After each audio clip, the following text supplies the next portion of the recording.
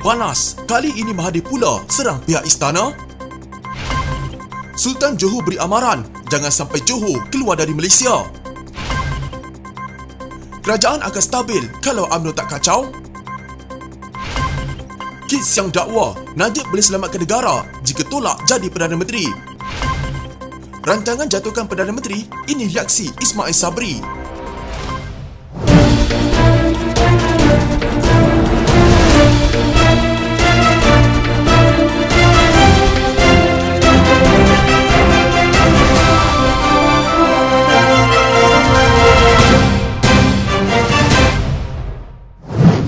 Well, my feeling is that a convict should not be invited to the palace.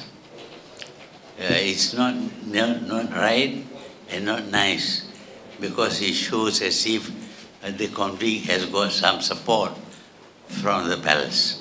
Kehadiran bekas Perdana Menteri Najib Razak ke sebuah majlis di istana baru-baru ini dilihat sebagai tidak betul dan tidak molek. Bekas Perdana Menteri Dr. Mahathir Mohamad berkata, seseorang banduan tidak sepatutnya dijemput ke istana. Pandangan saya, banduan tidak seharusnya dijemput ke istana. Ia tidak betul dan tidak molek. Ia seolah-olah menunjukkan ada sokongan tertentu daripada istana, katanya kepada pemberita di Putrajaya. Dr. Mahathir hari ini diajukan soalan mengenai undangan Najib ke istana oleh Yang di-Pertuan Agong Al-Sultan Abdullah Riayatuddin Al-Mustafa Billah Shah pada Mei lalu, sehingga menimbulkan rasa tidak senang hati dan rungutan di kalangan mereka yang tidak bersetuju. Ini susulan Najib disabitkan kesalahan menyeleweng 42 juta ringgit dana SRC International yang disifatkan sebagai memalukan negara dan terlibat dalam satu lagi perbicaraan berkaitan skandal keuangan terbesar di dunia membabitkan firma pelaburan negara 1MDB. Pada masa yang sama, Mahkamah Tinggi Kuala Lumpur dijadual menyampaikan keputusannya terhadap kes rasuah isterinya Rosmah Mansor berhubung projek tenaga solar hybrid untuk sekolah luar bandar di Sarawak pada 7 Julai. Sementara itu, ketika ditanya mengenai dakwaan Najib bahawa pengerusi pejuang itu sudah dilihat sebagai tidak relevan lagi,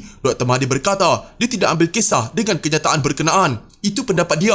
Orang lain mungkin ada idea lain. Dia ada hak untuk menganggap semua orang sebagai tidak relevan, katanya sinis. Untuk rekod, Najib yang juga ahli Parlimen Pekan melihat Dr. Mahathir sebagai tidak relevan selepas Parti Pejuang kalah teruk pada pilihan raya negeri Johor baru-baru ini.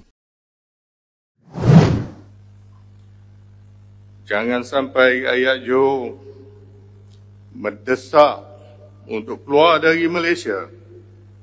Mungkin Johor akan lebih maju jika berdiri di atas kaki sendiri.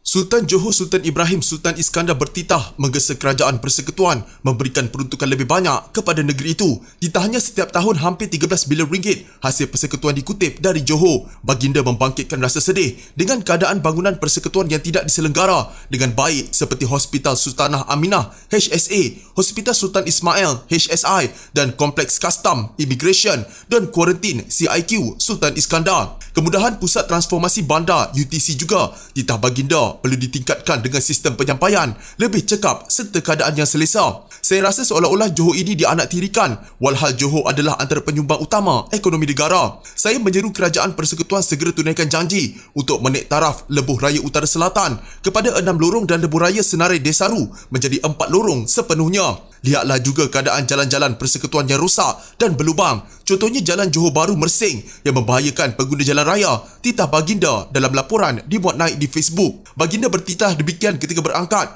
pada majlis perasmian pembukaan penggal persidangan pertama Dewan Negeri Johor ke-15. Sultan Johor turut menyatakan kemungkinan Johor akan lebih maju jika berdiri di atas kaki sendiri. Jangan sampai rakyat Johor mendesak untuk keluar dari Malaysia, tegas baginda. Sultan Ibrahim turut menzahirkan kekecewaan dengan keputusan kerajaan persekutuan pada tahun 2018 untuk membatalkan permohonan rayuan tuntutan Batu Putih. Semua pihak mesti ingat tentang kuasa-kuasa negeri yang termaktub dalam Perjanjian Persekutuan Tanah Melayu 1948 dan 1957. Jangan buat keputusan sesuka hati. Perdana Menteri ketika itu telah membuat keputusan sendiri setelah dia mengarahkan Pegawai Negara cuti berehat, dan ketika kabinet belum lagi dibentuk, kerajaan Johor juga langsung tidak dirujuk, sedangkan keputusan itu melibatkan tanah dan kedaulatan negeri Johor, titah baginda.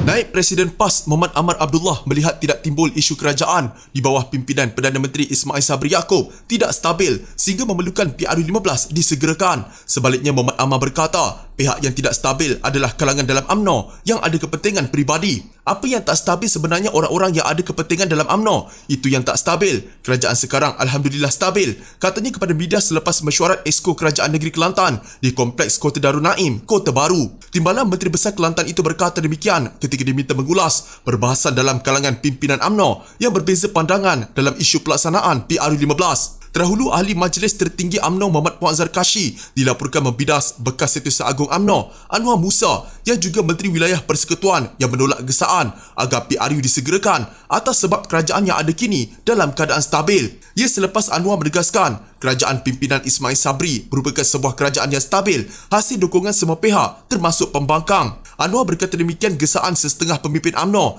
yang dilihat cenderung agar PRU15 diadakan dalam keadaan segera. Sementara itu, Muhammad Amar berkata kerajaan yang ada kini akan terus stabil jika tiada gangguan termasuk daripada pihak dalam kerajaan sendiri. Kalau pembangkang tak kacau, stabillah. Yang jadi tak stabil kalau pembangkang ganggu ataupun ada parti dalam kerajaan yang tarik sokongan. Misalnya macam UMNO buat kepada Muhyiddin Yassin sebelum ini, jadi tak stabillah. Tapi kalau duduk elok-elok, tak tarik sokongan kerajaan, akan jadi stabil, katanya lagi.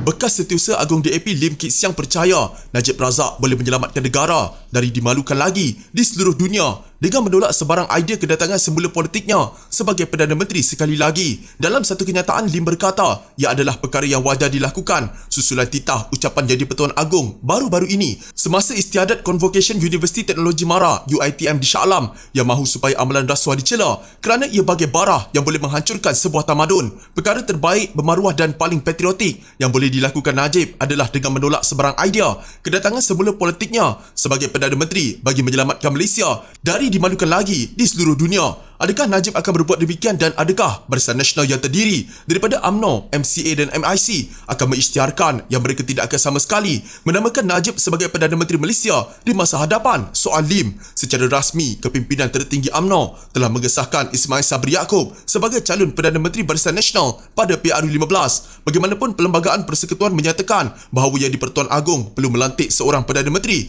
berdasarkan pendapat Seri Paduka mendapat sokongan majoriti ahli parlimen. Najib tidak pernah mengumumkan secara terbuka bahawa dia bercadang untuk menjadi Perdana Menteri sekali lagi sekiranya Barisan Nasional menang pada PRU15. Walau bagaimanapun, dia kekal sebagai seorang tokoh Barisan Nasional yang popular dan sering memikat kehadiran orang ramai yang masih memujanya. Ini di sebalik pelbagai pertuduhan yang dihadapinya berhubung penyelewengan dana firma SRC International dan firma pelaburan negara 1MDB.